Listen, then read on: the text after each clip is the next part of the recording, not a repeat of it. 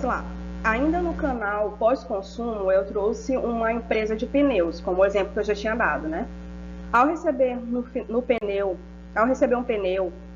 no final de sua vida útil, a empresa aplica o conceito de logística reversa. Dessa forma, os pneus passam por um processo de trituração e picotagem, o que torna possível sua reutilização.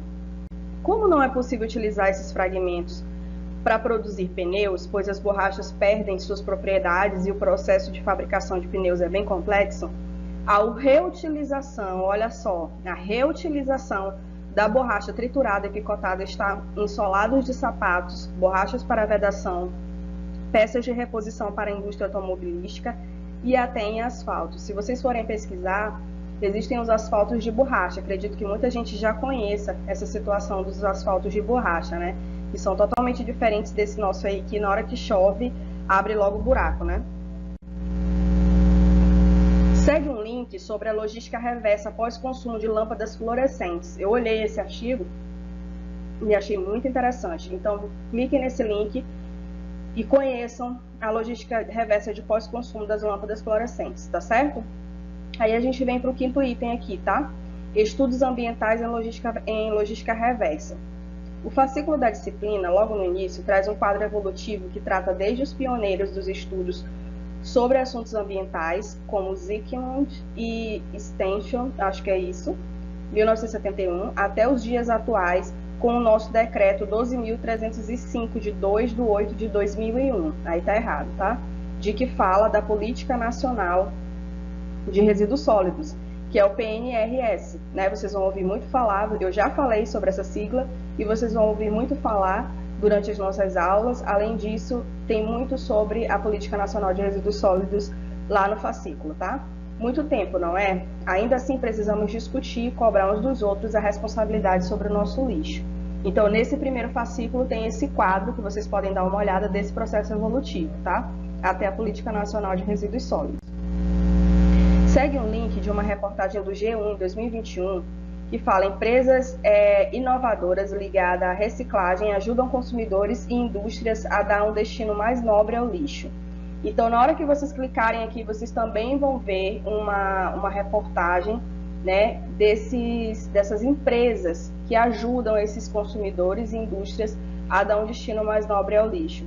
Nessa parte agora que a gente falou, né, que a gente começou a falar nessa primeira unidade, nós vimos aquele exemplo, né, novo, porque para mim foi novo, não sei se para vocês, mas para mim foi muito novo, a questão das pessoas pegarem os lixos na porta só quando separados, né? E aí vocês vão ver essas empresas inovadoras aqui nessa reportagem também, ligadas à reciclagem, que ajudam consumidores e indústrias a dar um destino mais nobre ao lixo. Quando na nossa aula, né, na nossa primeira aula, eu também vou trazer vários outros exemplos que não estão nem aqui, nem no fascículo, que a gente vai poder conversar, discutir sobre essas estratégias que a gente pode estar montando aí no nosso dia a dia para poder melhorar essa questão da logística reversa. Com o decorrer dos anos, os recursos estão ficando escassos e a necessidade de tratar o lixo e cuidar do meio ambiente se tornou essencial e uma responsabilidade de todos. Alguns meios de degradar a natureza estão nas ações humanas ou naturais. A reportagem abaixo, retirada do G1 2021, traz exemplos de desastres que estão acontecendo em nosso planeta. Aí aqui nesse caso a gente vai ler a reportagem, tá certo? Segundo a reportagem do G1 2021, por BBC News, cerca de 1,2 bilhões de pessoas em todo o mundo podem enfrentar condições de estresse por causa do calor até 2100, se os níveis atuais de aquecimento global continuarem, de acordo com o estudo da Universidade dos Estados Unidos, publicado no ano passado. Isso é pelo menos 4 vezes mais do que os afetados hoje. As pessoas também enfrentam escolhas difíceis à medida que a paisagem ao redor muda, já que o calor extremo aumenta a probabilidade de secas e incêndios florestais, né? O que nós já estamos conseguindo ver, né? Esse agricultor aqui, que mora numa vila no centro do Iraque, ele sofre com as temperaturas extremas quase todos os anos. A terra ao seu redor já foi fértil o suficiente para sustentar ele e os seus vizinhos, mas aos poucos se tornou seca. toda essa terra era verde, mas tudo isso se foi. Agora é um deserto e seca. Essa reportagem desse senhor, né, ele está nesse link aqui de mudanças climáticas, tá?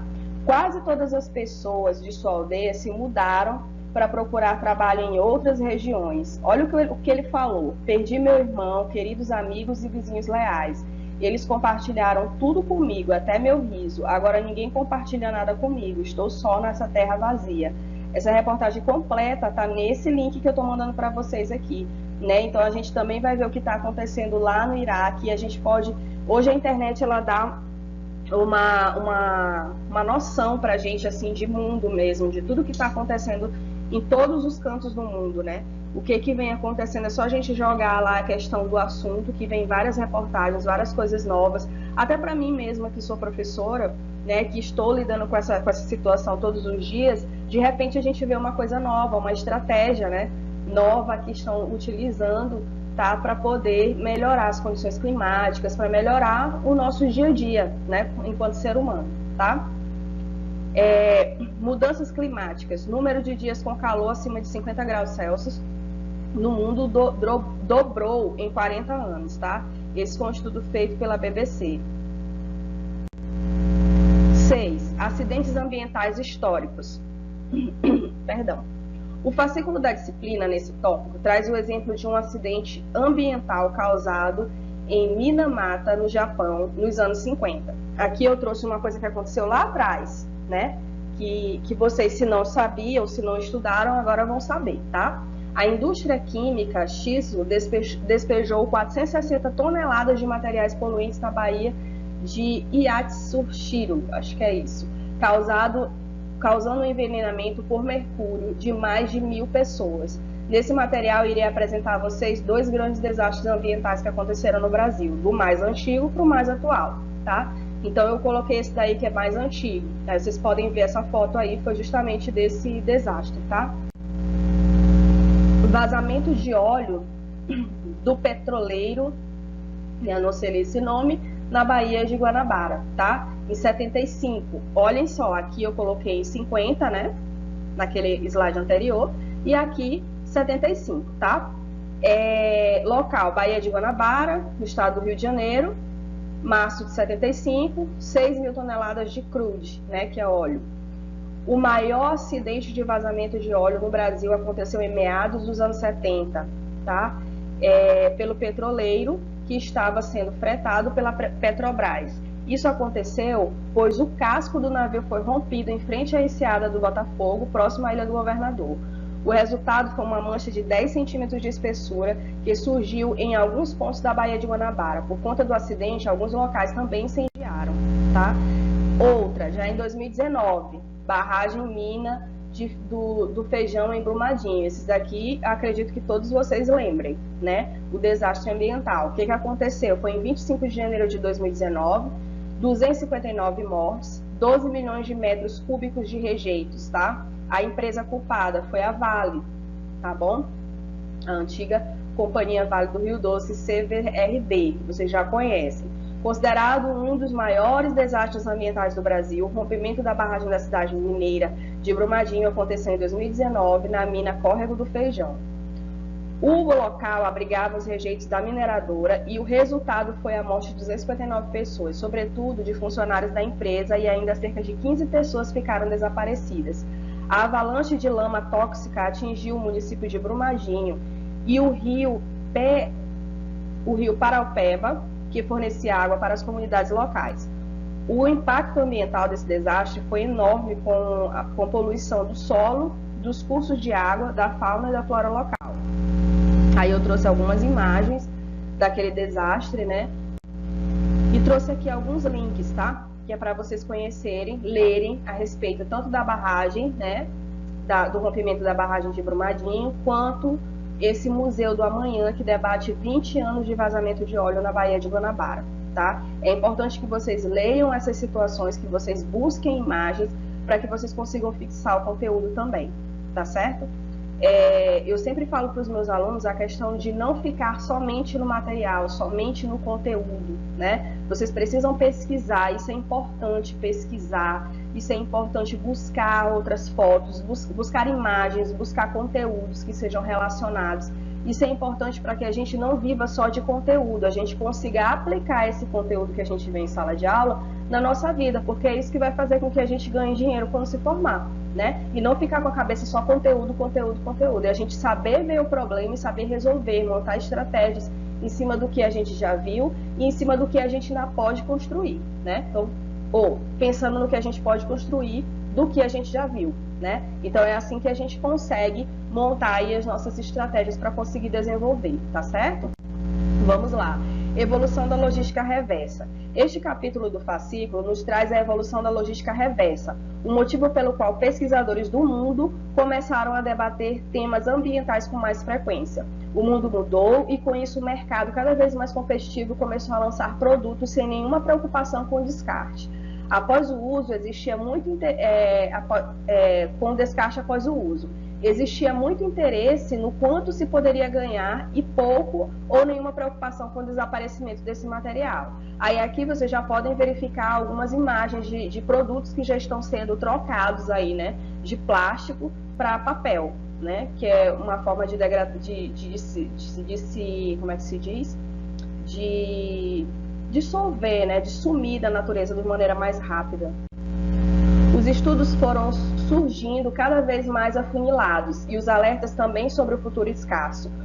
Hoje, talvez o consumidor final não seja tão instruído sobre como devolver embalagens e o motivo de tanta ênfase no assunto, mesmo com tantas propagandas e noticiários. Porém, as empresas já estão em alerta. Muitas já possuem programas consolidados devido à existência da lei. Já mostrei para vocês empresas que têm programas consolidados, né? E eu estou trazendo alguns produtos que são, por exemplo, o condicionador e o shampoo, né? Hoje, eu acredito que vocês já viram várias propagandas no Instagram. Já existe o shampoo e o condicionador aí que vem na caixinha, que a gente usa como sabonete e que, de fato, né, não agride o meio ambiente com tantas embalagens, né? Fora aqui os copos, né, as embalagens, mesmo as caixinhas, o lugar de botar batata frita. Então, assim, a gente pode aí criar, desenvolver produtos, né? E opinar a respeito disso, tá? A partir de pesquisas, de levantamentos que a gente faz a respeito de determinado assunto, tá? Não adianta ficar só no fascículo, ficar só nos slides da professora Andréia, tem que de fato pesquisar, buscar, ver o que está acontecendo no mercado de maneira assim individual, para que você consiga enriquecer o seu conhecimento. Nesse material, estudamos dos capítulos 1 ao 7 do fascículo da disciplina. Iniciamos falando um pouco sobre o conceito de logística reversa, que é o sentido inverso da logística, como eu já falei para vocês, ou seja, as embalagens que seriam jogadas em lixões voltarão para as empresas para serem reaproveitadas para a venda ou transformadas novamente em matéria-prima. Falamos ainda sobre a diferença entre logística empresarial e reversa, essa última perpassando por suas etapas, onde entendemos que existem diversos meios de finalizar o processo de produção, trabalhando com a logística reversa. Dentre eles, retornar ao fornecedor, revender, recondicionar, reciclar e descartar, que são as etapas do processo, né, como nós já vimos. Além de demonstrarmos empresas que já trabalham dessa forma. Trouxemos também os tipos de canais de distribuição direta e reversa, onde o último pode ser pós-venda e pós-consumo. Em todos esses